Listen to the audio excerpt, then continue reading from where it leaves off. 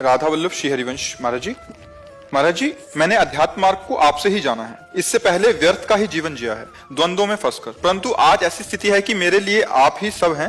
वृंदावन भी आपसे है, श्री जी भी आपसे। आपके दर्शन मात्र से और सत्संग के बाद वृंदावन में कहीं जाने का मन ही नहीं करता, कहीं दर्शन करने का इच्छा ही नहीं होती। आप हमारे लिए दिव्य और सर्वत्र। फिर भी ऐसा लगता है कि जब आप प्रत्यक्ष रूप से नहीं होंगे तब हम वृंदावन किनके दर्शन हेतु आएंगे? क्या तब भी नियमित वृंदावन आना चाहिए? उसे जैसी किसका प्रश्न है?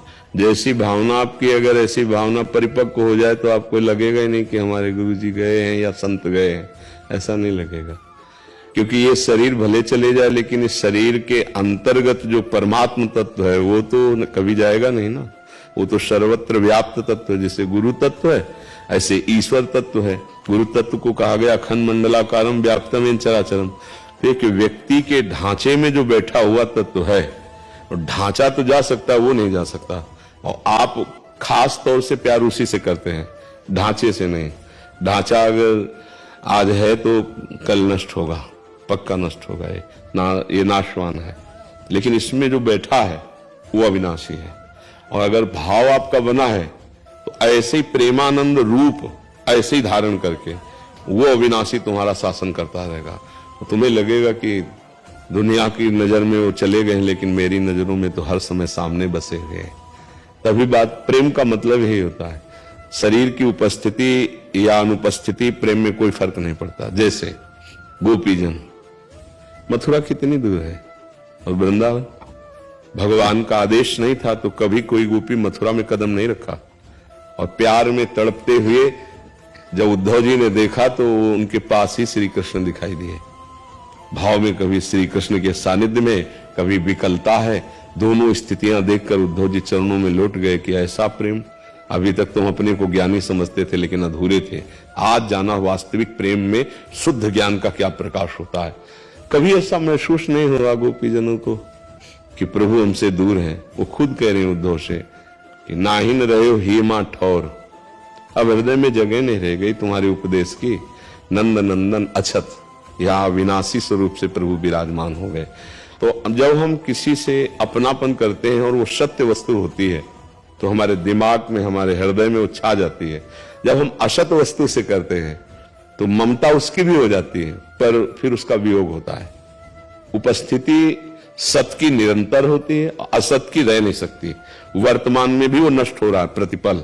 असत है ना, देखो पता नहीं चला बाल्यावस्था का किस तारीख से परिवर्तन हुआ, पर खत्म हो गई। पता नहीं हुआ जवानी का किस तारीख को आयु किस तारीख को खत्म हो गई।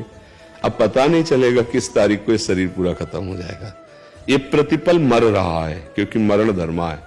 अविनाशी प्रतिपल वैसा, मैं वैसा ही था बाल्यावस्था में, मैं वैसे ही था गर्भ में भी, मैं वैसे ही था जवान में भी, मैं वैसे ही था बूढ़े में।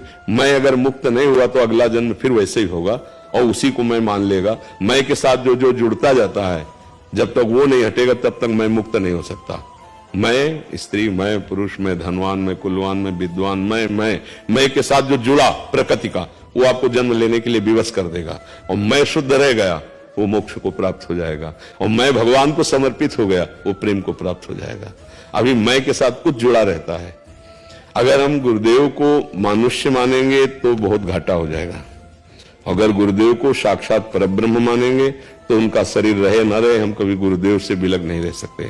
और गुरुदेव कभी मनुष्य नहीं हो सकते, मनुष्य कभी गुरुदेव नहीं हो सकता। पक्की बात मानो। गुरु ब्रह्मा गुरु विष्णु गुरुदेव महेश्वरा, गुरु साक्षात परब्रह्म तस्मै श्री गुरुवे नमः। और परब्रह्म के अनेक रूप होते हैं। वो कभी किसी रूप में प्रकाशित होकर हमें पकड़ ले, हमारे हाथ को पकड़ करके खींच ले माया से, और हमको ऐसे ही भाव रखना है। हमारे गुरुदेव हर समय मंत्र रूप में, नाम रूप में, भाव रूप में हमारे साथ हैं। नहीं तो फिर असहाय हो जाएंगे, फिर तो असमर्थ हो जाएंगे। तो ऐसे को क्या पकड़ना जो मरे और जिए। जो हमारा साथ छोड़ दे वो हमारा गुरु कैसे हो सकता है? जो हमारा साथ छोड़ दे परब्रह्म कैसे हो सकता है? हर समय गुरु यहीं बैठे रहते हैं आज्ञा चक्र में। कभी गुरु से विलग थोड़ी एक सेकेंड नहीं, हर समय यही आसन लगाए वो बैठे हैं। तो अगर हम अपना भाव ठीक कर पाए तो गुरु ब्रह्म है और वो कण कण में व्याप्त है और वो अविनाशी है और वो आपके हृदय में बैठा है। और जब तक आपको मुक्त नहीं कर देगा तब तक वो नहीं मुक्त होगा। सच्चे शिष्य का यही लक्षण है कि गुरुदेव में प्रबल आसक्ति कर ले तो सच्चे गुरुदेव उसको मुक्त करके ही ले जाते हैं पक्का। जब तक मुक्त नहीं करेंगे तब तक वो उसके हृदय में कैद रहेंगे और उसका काम बना के तब फिर मुक्त होंगे। तो एक गुरुदेव हैं बाहर बैठे हुए, एक गुरुदेव हैं हृदय में बैठे हुए।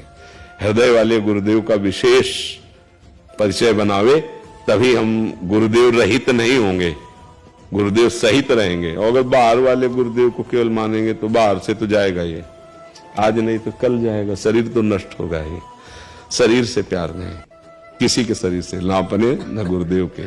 सच्ची बात मानो ना, शरीर जाएगा, ये मिट्टिया मेट होगा, ये पंचभूतों का बना हुआ है। अग्नि तत्व में, जल तत्व जल में, वायु में, पृथ्वी में, आकाश में। ये कपड़ा है गुरुदेव का।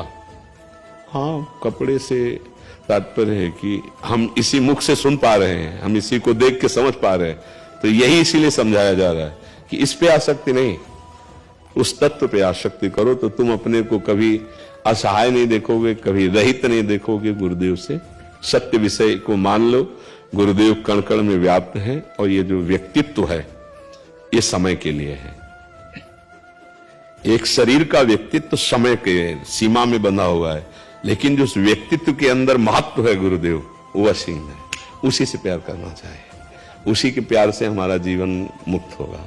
ये मशीन है बहुत, इससे ज्यादा प्यार ना तुम अपने शरीर से करो ना किसी अन्य के शरीर से करो, तत्व से करो तो जीवन मुक्त हो जाओगे। शरीरों में तो सब फंसे हैं,